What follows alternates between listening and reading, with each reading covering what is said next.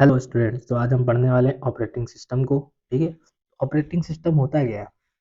हम लोग जो अपना हार्डवेयर यूज करते हैं, जो सॉफ्टवेयर यूज करते हैं, उनके बीच का जो मिड वाला पार्ट होता है, उसमें ऑपरेटिंग सिस्टम वर्क करता है। कैसे?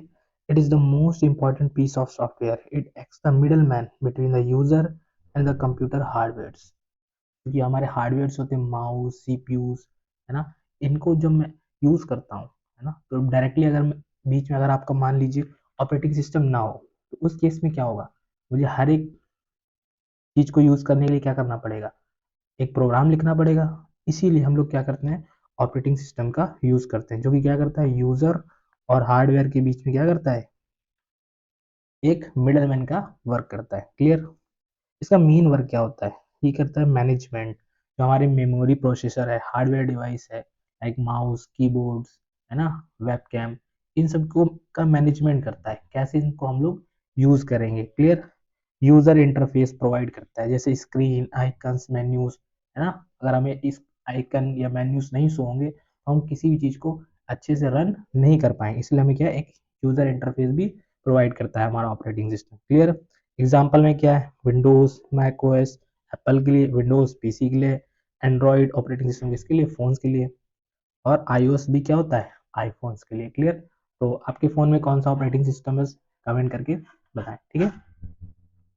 अब देखते हैं हम लोग अपना next types of operating system. कितने टाइप के ऑपरेटिंग सिस्टम होते हैं? ठीक है। तो आपने देखा Windows, Mac OS, Linux, Chrome OS, Android, iOS, Unix, BST. ये कुछ मोस्ट फेमस ऑपरेटिंग सिस्टम थे जिनके बारे में आपको पता होना चाहिए। क्लियर? अब हम देखेंगे core function of the operating system. क्या कोर फंक्शन होते हैं? तो कोर फंक्शन होते हैं, ये प्रोसेस मैनेजमेंट को बहुत अच्छे से करता है ना। हमारे फाइल सिस्टम का मैनेजमेंट करता है, हमारे मेमोरी मैनेजमेंट करता है, हमारे डिवाइस का भी क्या करता है, मैनेजमेंट करता है। क्लियर? एक एक करके हम सबको देखने वाले हैं। क्लियर? तो क्या होते हैं कोर फंक्शन? सबसे पहला इसका processor management, means the OS decide which program get to the use the CPU for how long. मतलब जैसे आप किसी चीज को वर्क कर रहे हैं तो उसके लिए एक सीपीयू में मेमोरी रिजर्व हो जाती है। ठीक है। यानी उस टाइम पे वो उसी के लिए सीपीयू उसको एलोकेट करेगा कि आपके लिए ये जगह है और आप इसको यूज कर सकते हैं। आप टास्क मैनेजमेंट में जाके इस चीज को चेक कर सकते हैं कि आप कोई भी वर्क जो कर रहे हो उसके लिए कितनी आपको सीपीयू में जगह चाहिए। इसी को बोलते हैं प्रोसेसर मैनेजमेंट। क्या बोलते हैं? प्रोसेसर मैनेजमेंट, है ना। कभी आपका जो वर्कलोड क्या हो जाता है, वो ज़्यादा हो जाता है। कभी किसी सिस्टम को चलने के लिए आपका क्या चाहिए, छोटा सा वर्कलोड चाहिए, कम रिक्वायरमेंट चाहिए, उसी अकॉर्डिंग सीपीयू आपको जगह प्रोवाइड करता है। ठीक है। मेमोरी मैनेजमेंट क्या होता है? तो OS manage the computers temporary memory RAM. It allocates give RAM to program needs and free up when they close. जब भी आप कोई सॉफ्टवेयर या प्रोग्राम ओपन करते हो, उस केस में आपके उस प्रोग्राम को एक मेमोरी प्रोवाइड की जाती है, जिसे रैंडम एक्सेस मेमोरी बोलते हैं। ये उसी टाइम क्रिएट होती है जिस टाइम आप वर्क कर रहे होते हो। जैसे आप किसी भी विंडो या वर्क को, प्रोग्राम को क्लोज करते हो, ये मेमोरी भी अपने आप ही इरेज हो जाती है। क्लियर? डिवाइस मैनेजमेंट क्या होता है? It acts the translator allowing software programs to understand use hardware like mouse and keyboards. मतलब आप जो भी हार्डवेयर डिवाइसेस यूज करते हो, like webcam, mouse, keyboard, तो उनके थ्रू जो हम इनपुट देते हैं, ठीक है, अपने ऑपरेटिंग सिस्टम को, तो ये उसके बीच में क्या करता है, उसके लिए एक ट्रांसलेटर का वर्क करता है ना। क्योंकि ऑपरेटिंग सिस्टम क्या है, कोडिंग लैंग्वेज को समझता है 0 और 1 के फॉर्मेट में। तो ये हमारे डिवाइस को मैनेजमेंट करता है, यानी इसका ट्रांसलेटिंग का वर्क करता है। क्लियर?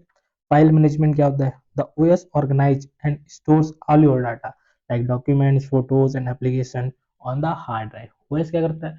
आपका जितना भी डेटा है, जो वीडियोस के फॉर्म में हो, फोटोज के फॉर्म में हो, या फिर किसी अदर फॉर्म में हो, उन सभी को क्या करता है, स्टोरेज प्रोवाइड करता है। तो ये थे हमारे ऑपरेटिंग सिस्टम के कोर फंक्शन, जो कि मेनली ऑपरेटिंग सिस्टम के थ्रू होते हैं। क्लियर? अब देखते हैं हम लोग की components of the user interface. यानी जो हम लोग अपना लैपटॉप पे या कंप्यूटर्स पे जो स्क्रीन देखते हैं, उसमें मेनली उस यूजर इंटरफेस में क्या की कंपोनेंट्स है जो हमारे लिए यूजफुल होते हैं। कौन कौन से हैं? टूल बार्स, आइकन्स, पॉइंटर्स, है ना, मेन्यूज, बटन, विंडोज, टैब्स, ये सभी क्या है, हमारे इंपॉर्टेंट्स की कंपोनेंट्स हैं। एक एक करके इन सभी को हम लोग, जो हमारे लिए इंपॉर्टेंस है, उनको डिटेल में पढ़ने वाले हैं। क्लियर?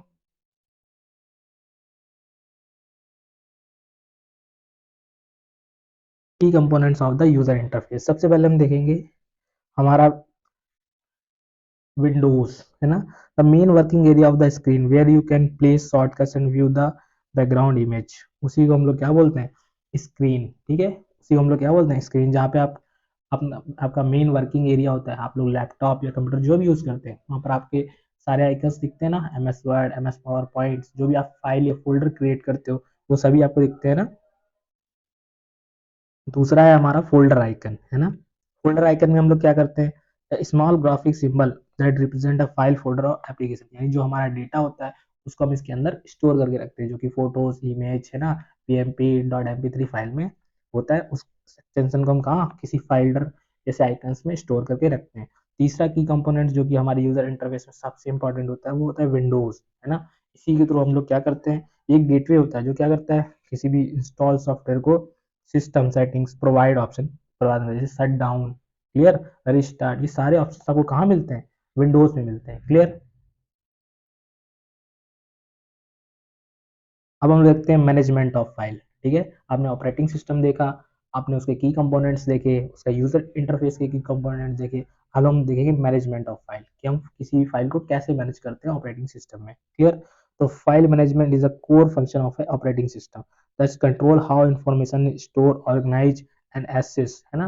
किस तरीके से जो हमारी फाइल ऑर्गेनाइज होती हैं, स्टोर होती हैं, एसेस होती हैं किसी भी कंप्यूटर की स्टोरेज डिवाइस में, जिसे हम हार्ड ड्राइव और एसएसडी भी बोलते हैं, क्लियर। तो सबसे पहले समझेंगे कि फाइल क्या होता है, ठीक है। मैनेजमेंट ऑफ फाइल को समझने से पहले समझेंगे फाइल क्या होता है। तो file is a basic unit of storage, है ना। ये एक बेसिक यूनिट है किसी भी स्टोरेज की, यानी हम जो भी डेटा स्टोर करते हैं उसको फाइल के फॉर्म में करते हैं। वो फाइल डॉट mp3 हो सकती है, डॉट txt हो सकती है ना, डॉट jpg फाइल हो सकती है ना। तो इनके एक्सटेंशन क्या होते हैं, the part of the dot tell us the operating system. Example, अगर डॉक एक्स लिखा है तो ये वर्ड डॉक्यूमेंट की फाइल है, अगर mp3 लिखा है डॉट mp3 तो ये ऑडियो की फाइल है, अगर डॉट jpg लिखा है तो ये एक इमेज की फाइल है, क्लियर।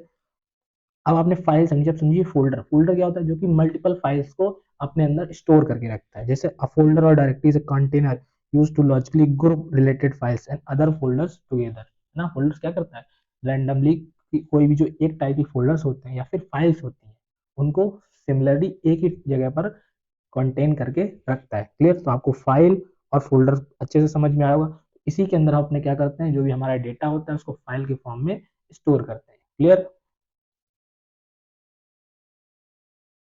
अब देखते हैं किसी भी फाइल को हम कैसे मूव करते हैं, मूविंग अ फाइल। अपने ऑपरेटिंग सिस्टम में किसी फाइल को कैसे मूव करते हैं, क्या करना है आपको सबसे पहले, जिस भी फाइल को आपको मूव करना है, ठीक है, सिंपली आपको उस पर राइट क्लिक करना है, ठीक है। फिर आपके सामने दो ऑप्शन आएंगे, कट और कॉपी के। तो आप नीचे देखेंगे तो इस तरीके की एक विंडो पॉपअप होगी, उसमें लिखा हुआ कट और कॉपी।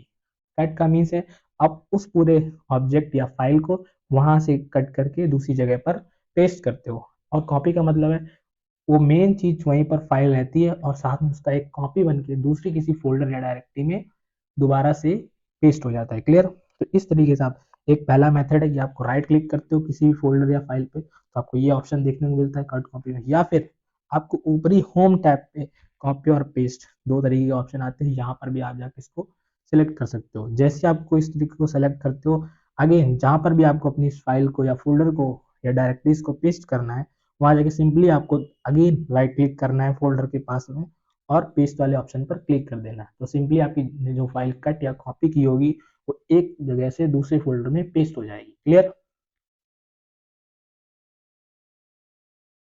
अब समझते हैं understanding file path. File path क्या होता है, आपने समझा कि आपने ऑपरेटिंग सिस्टम के बारे में जाना, उसके की कंपोनेंट्स के बारे में जाना, ठीक है। और सबसे जो उसने मेमोरी मैनेजमेंट करता है उसको समझने के लिए हमने फाइल मैनेजमेंट को समझा, ठीक है। फिर फाइल को हम कहाँ स्टोर करते हैं, हमने फोल्डर और फाइल्स के बारे में जाना, क्लियर। फिर फाइल को कैसे मूव करते हैं, अब समझेंगे कि अगर आपने फाइल को मूव किया है और आपको पता करना है कि उसका एड्रेस क्या है, आपने कहाँ पर मूव किया है ना, उसका फाइल पाथ क्या है, उसके लिए भी आपके पास में दो तरीके के ऑप्शन है, ठीक है। आप राइट क्लिक करते हो किसी फोल्डर पर और प्रॉपर्टीज वाले सेक्शन में जाते हो तो आपको वहां पर इसकी लोकेशन शो हो जाती है, यूजर स्टीव डॉक्यूमेंट्स करके, ठीक है। जहां भी आपने इसको स्लैश स्लैश करके आपको शो हो जाएगा जिस भी फोल्डर या डायरेक्टरीज में आपने इसको सेव किया होगा। एक दूसरा ऑप्शन है, आप प्रॉपर्टीज में ना जाके कॉपी एज पाथ करते हो, ठीक है, और इसको किसी भी नोटपैड या किसी जगह पर पेस्ट करके देखते हो तो आपको इसका जो एड्रेस है वो कॉपी होके आ जाता है। इस तरीके से आप किसी भी फाइल का एड्रेस कॉपी कर सकते हो या फिर उसको सर्च कर सकते हो। क्लियर? इस तरीके से आपको पता लग सकता है कि आपने कौन सी फाइल कहाँ क्रिएट करके सेव की हुई है, ठीक है, जिससे आपको उसको एक्सेस करने में कभी फ्यूचर में प्रॉब्लम ना हो। तो ये ऑपरेटिंग सिस्टम का सबसे पहला पार्ट जहाँ पे हम अपने फाइल मैनेजमेंट को देखते हैं, ठीक है। तो आज के वीडियो में इतना ही, मिलते हैं नेक्स्ट वीडियो में, ठीक है।